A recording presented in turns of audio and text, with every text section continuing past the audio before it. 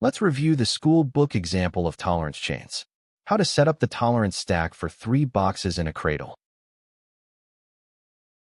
Click to create a new sheet. Go to the 3D viewer. We are interested in the gap between the cradle and the third box. First, let's orient our model and take a screenshot. The software now keeps a screenshot and the adjacent coordinate system into the clip holder. Click one time to paste the screenshot. Click another time to paste the matching coordinate system. Use the handles to fit the objects inside the dotted lines. Best practice is to focus the main content within the dotted lines. The infinity canvas can be used for notes, ideas, and details.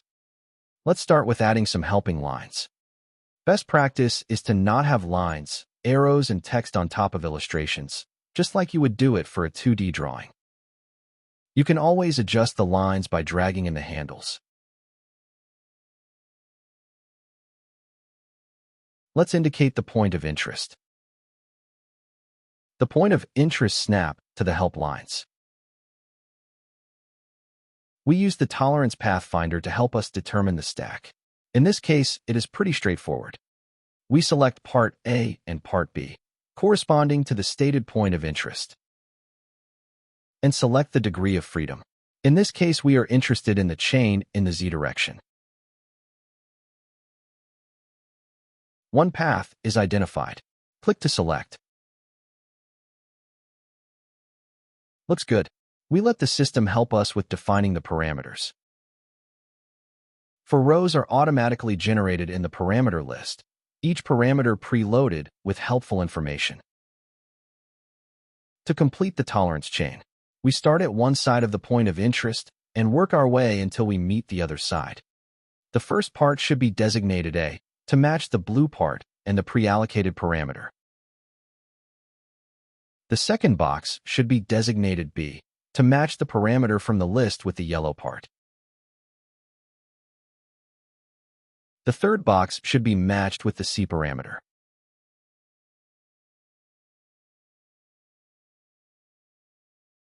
Finally, the width of the cradle completes the tolerance chain back to the right side of the point of interest.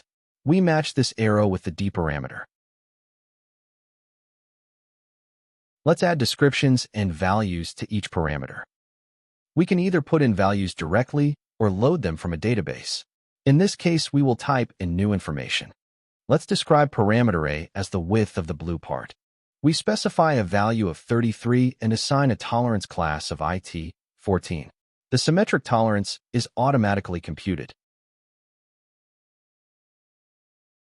Let's add information for the B parameter. Here we specify the symmetric tolerance instead of using the tolerance class function.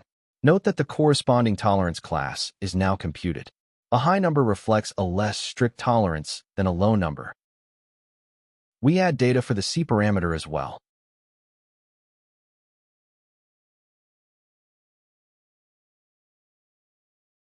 To make asymmetric tolerances, simply just modify the lower or upper tolerances.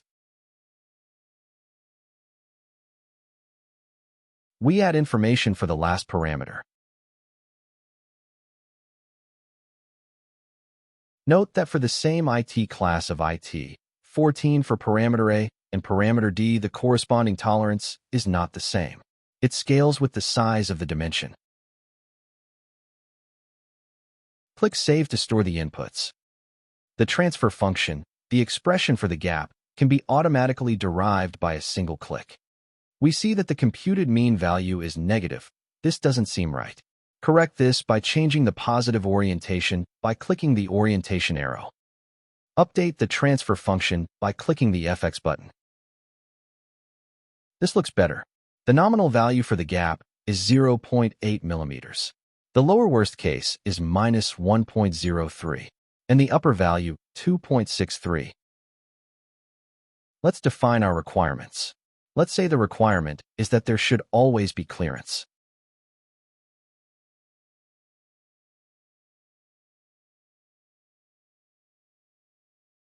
That is equivalent to defining the lower specification limit as 0. We can leave the upper limit blank as we don't care if the gap becomes too big. Click Save to add the limits to the graph. The limit is illustrated by a red zone. In this case, we see that in worst case, we have a problem and that the stack fails. We can change the evaluation method to in example Monte Carlo. Let's try to run 1,000,000 samples. It takes only milliseconds. Now we see a histogram plot, and we see that it is 5,394 out of 1,000,000 samples that fail, corresponding to a yield of 99.46%. We can try to edit the parameters to see if we can make the stack to pass the criteria. Let's try and edit parameter C to 32 millimeters. The system now goes into a draft mode, and we can compare the draft values to the original stack. We see that draft is within the given limits. We can review and publish the draft values to make them into effect. The stack now passes the requirements, and we can write a short conclusion that there will always be clearance with the given assumptions. All the data is automatically saved all the time on the fly. This was the basics of setting up a tolerance chain. Thank you for watching. Do you know the quality of your designs? We do.